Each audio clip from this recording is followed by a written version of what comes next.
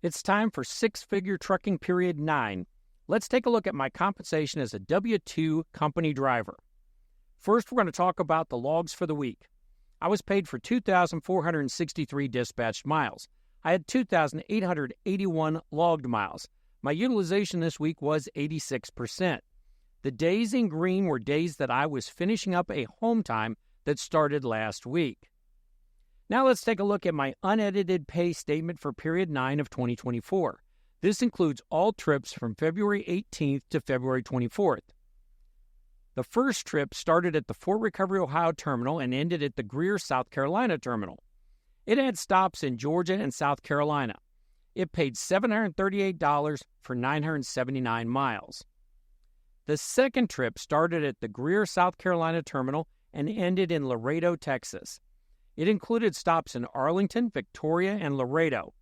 It paid $1,050 for 1,484 miles. Empty miles paid $19. Securement paid $53. The insurance cash out paid $300.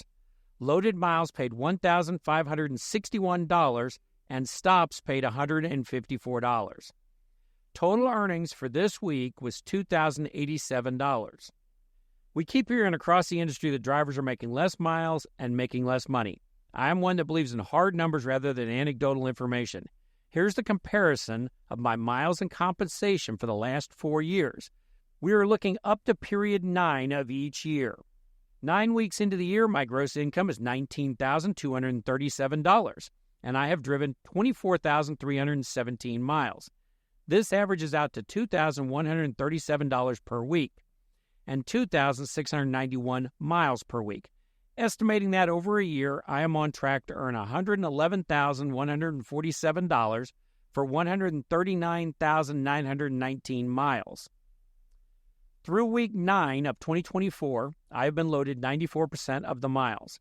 Only 3% of the miles have been hazmat placarded. This is a map of the miles per state year to date in which I have driven.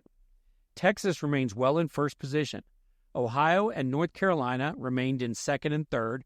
My home state of Georgia has climbed to fourth, pushing Arkansas, Indiana, and Illinois down a position each. Here's the home time that I have taken this payroll year. I have been on home time 4 times so far this year, totaling 14.1 days. I've also had 5 paid 34-hour resets on the road. My driver's statement shows 7, but 2 are actual layovers. I am not paid hourly, but let's calculate this like an hourly job. For the week, my gross pay was $2,087 for 53 hours of work. If we break that down to the typical hourly job, it could be 40 regular hours and 13 hours of overtime, resulting in an effective pay rate of $35.51 per hour.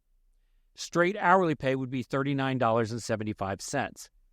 Year to date, I've earned $19,237 for 475 hours worked. Out of those hours, 360 would be regular time and 115 would be overtime.